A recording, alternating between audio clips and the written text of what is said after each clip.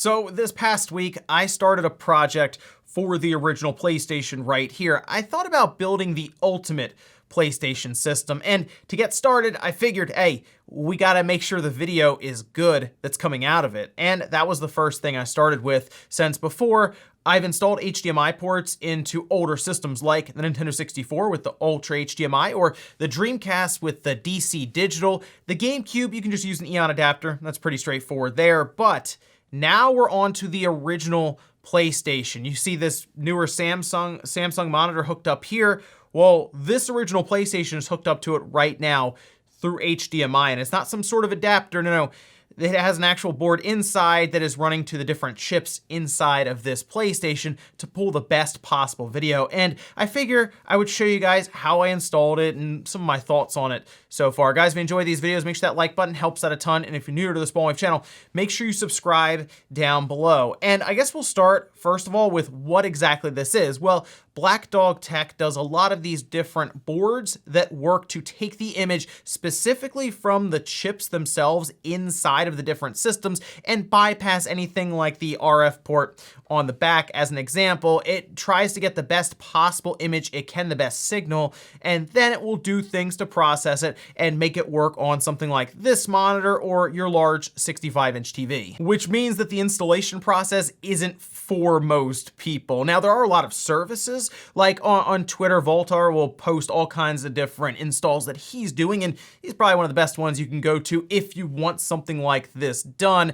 But I will say, with the original PlayStation, any PS3 will play PS1 games, so this is certainly for a very specific group of people who want the original hardware and the best possible output they can get. So to get started, the system has to come apart, but the nice thing about the original PlayStation is there's not a lot of work actually getting down to the board itself. Couple of screws from the bottom, a few from the top to remove the metal plate, and remember that laser itself, the assembly, just kind of sits on a couple of posts with some rubber grommets. The issue you'll run into is when you get down to the board with the metal shielding. That metal shielding does have to come off, and it's all soldered down. So really what you want to do is go point by point with a pretty hot soldering iron, because the metal itself that they have in that shield will absorb a lot of that heat. But as you go around, you slowly lift it up and you'll get down to like one point, you'll be able to pop the whole thing off. In order to install the HDMI port, which we are working with a full-sized HDMI port, very happy to see that, by the way. Nice change up from what we had with the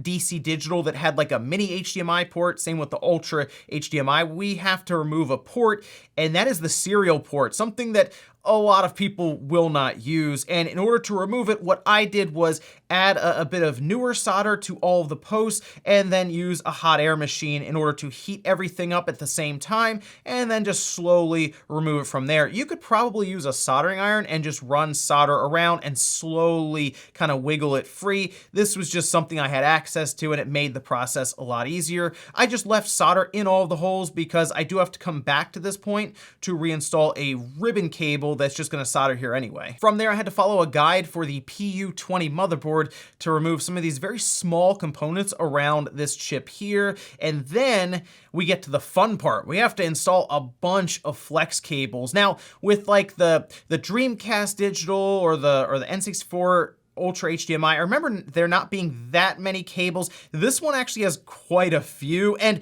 I do appreciate it because one of them, for example, eliminates all of the cables I had to run for the Dreamcast to make it so that the button combination on the controller would work to bring up the menu that you have built in. This is just part of the flex cable that you soldered down, so it made the internal installation a lot cleaner and I think a bit easier to route everything around. But the first one we did was the controller flex cable. That was pretty easy. It just goes around the socket at the bottom, and all of the points are pretty far apart, so it wasn't very difficult to do. But when you get to the GPU flex cable, if you've seen my other videos, this is usually where a lot of people will kind of check out, because there's a lot of points you have to solder. They go to the little legs here on the GPU, and it's pretty easy to bridge these or not connect them at all or have a weak connection. So there are a few ways you can go about doing this. You want to make sure everything is as clean as possible around where the little legs are for the GPU. You want to line it it up, and then you'd want to tack down a few of these points, usually on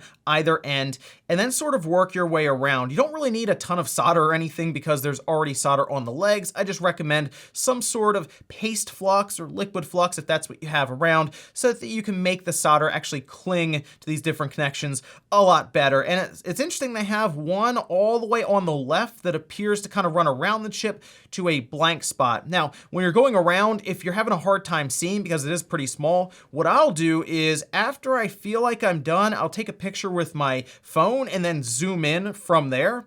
And a lot of times I'll spot one leg that I may have missed, or maybe that doesn't look quite right. For example, here's an image that I took and I just missed the one all the way on the left. So I went back, added a little bit of solder there, and everything looked fine. The other flex cable runs to that serial port that I removed. This was a very easy one to do since I left some solder in those holes. And then we have to install the audio flex cable to the audio IC. And this is the nice thing, the board that we're running all these flex cables to, we have the video coming off of the main GPU, and then we also have the audio coming off of the audio chip itself. So we're getting a very clean signal here all the way around. From there, we get to install the little board for the PS1 digital, and there's a few plastic spacers that kind of separate this board from the main motherboard because you will have screws go through it at the top to anchor everything down. And then we get to run all of our little ribbon cables to this board and start clipping them in. I did a quick check on the 3.3 volt and 5 volt sources as is described in the instructions just to make sure they're not shorted. Everything looked fine, so I powered it on and I got the Sony startup screen. So I was real excited when I saw this because, well, when you first see this running through the HDMI connection, it looks amazing. Which at this point, all of the hard work is really done. I just kind of creased that GPU flex cable a bit so that there's not too much tug where it's all soldered in on all those tiny little points. And we get to install the best part, I think, about this board, which is a Wi-Fi antenna. And I've gone over this a couple of times with the other installs I've done, but what I really like about the Black Dog Tech boards is that they will push out updates for it, whether they find bugs with different games or they just come up with, I guess, new video modes or basic things that they feel like they can update. You can actually run an entire firmware check and then upgrade and then flash it to the board without having to take the board out or put an SD card in or anything like that. It will connect to your Wi-Fi and then just pull any information it needs from a server. It's really cool stuff. But yeah, after that, I just screwed everything back together, metal shield on, we put the disk drive assembly back in, the lid goes on, and you can even see on the back here, because they provided like the little 3D print guide around it, it looks almost stock. I mean, I think the 3D plastic is slightly off of the coloring I have here for my PlayStation, but it is very, very close. Really, if you look on the back, there's no openings or anything that looks obvious. It blends in really nicely. So the thing with this PlayStation that I've noticed so far is it's pretty loud when it reads the disc, and it almost sounds like it's oscillating when the disc inside is spinning. And I thought about trying to get one of those SD card boards that you can put inside of the PlayStation, and I'm probably still gonna look into that because I think that's gonna be the next step for the ultimate PlayStation here. The only issue is, from what I could tell, the motherboard inside of this PlayStation is not compatible with like the X Station. It's like a PU20 board, and yeah, that's unfortunate because I probably would have gone with a PU18 board before I installed this HDMI board if that was the case. But still, I like the idea of also having this stock PlayStation that will read all of your discs and everything that I have. But here's Mega Man Legends, and I fired this up first. And yes, it looks really, really good. In the beginning stage, you kind of run out to this area where there's a lot of blue ocean around you, and it really pops off the screen now. That and the audio that I'm getting out of this is fantastic. See ya.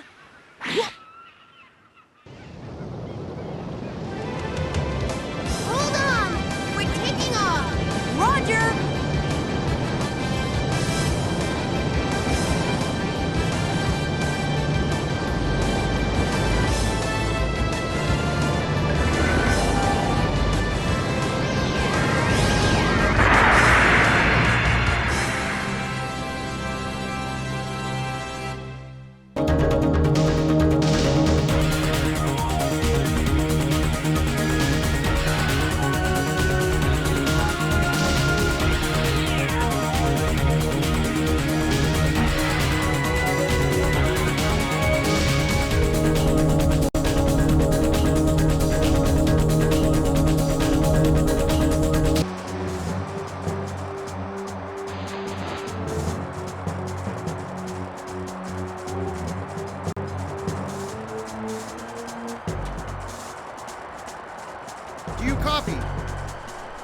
come in.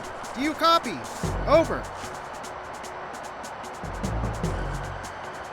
You been able to raise anyone on that thing? I've been SOL so far, sir. Interference is pretty bad. I don't think we can get a signal off this mountain. Well, don't waste your time. The agency doesn't want anyone to know we're up here. Sir? I'm looking for Chance. Let me see what I can do. Lieutenant Chance, come in. Do you read? This is Davies. I saw the lieutenant a few minutes ago. He's out looking for more survivors. I think his comm is down. Private, you to take me to him. You copy that?